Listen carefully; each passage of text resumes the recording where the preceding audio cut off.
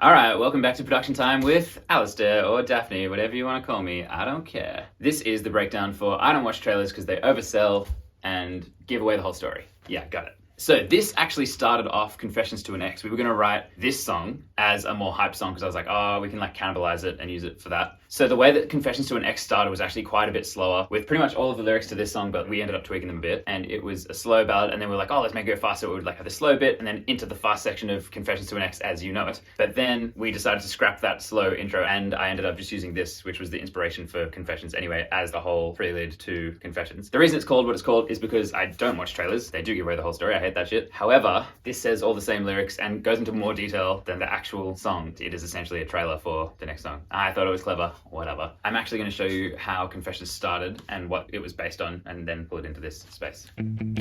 I went to see a band I didn't like. Excuse the vocals. Hoping I'd see you instead. So out of touch under the flashing lights. I should have stayed with my friends.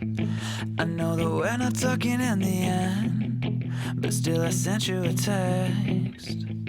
Another message and I can't defend confessing that to an ex. Cause you take, then you're gone. Couldn't take it anymore.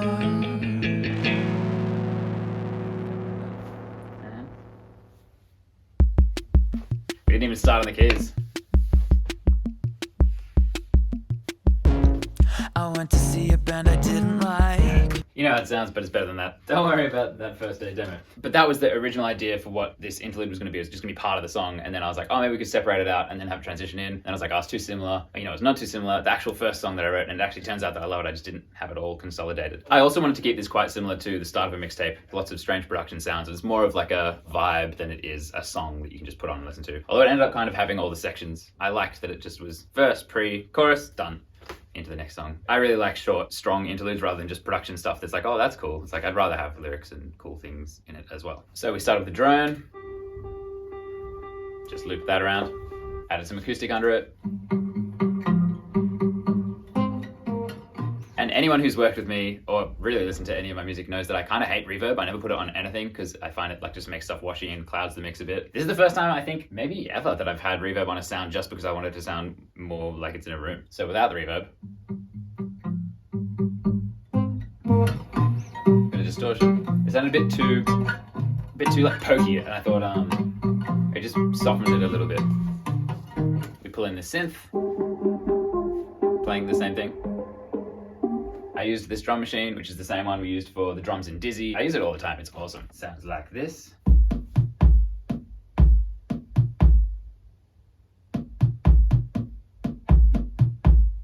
Coupled that with this synth bass.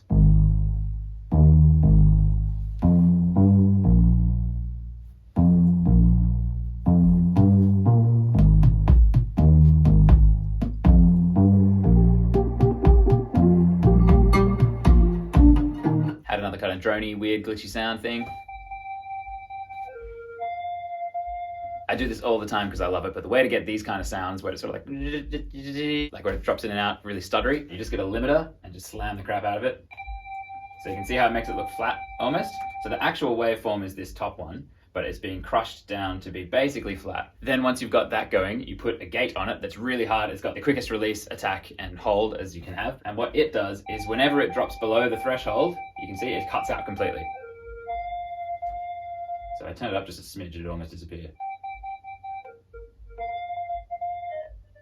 You get like super cool sounds with it, and you just balance where you think it should drop off. Then the chorus section I was stuck on for a while, but eventually I decided to make it lift. We're going to pop it out a little bit like a normal chorus, but it's still in that not real drum space where things are getting big, but a bit more drive. To accomplish the drive, we've got chuggy guitars.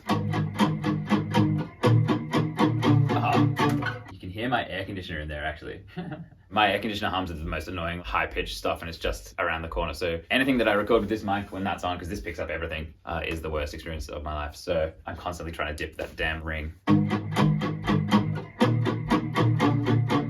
It's a bit loose, but kind of cool. I like it. Got more of that glitchy sound, but without the glitchiness to it. Still a bit odd, but nothing crazy, just panning to the sides.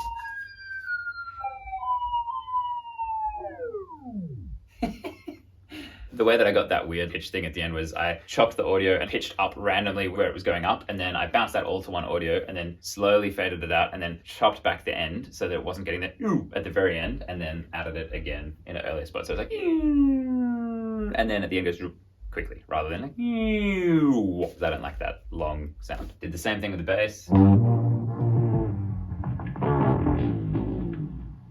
I think I would have used the plugin Mishby to do some weird stuff because that plugin goes crazy. And then similar stuff here where I think I just recorded me like doing that over and over a bunch of times and then like stretching them to go down like in the same way, and altogether you get this. Similar thing to the acoustic chugs. That glitch stuff is all Mishby, always.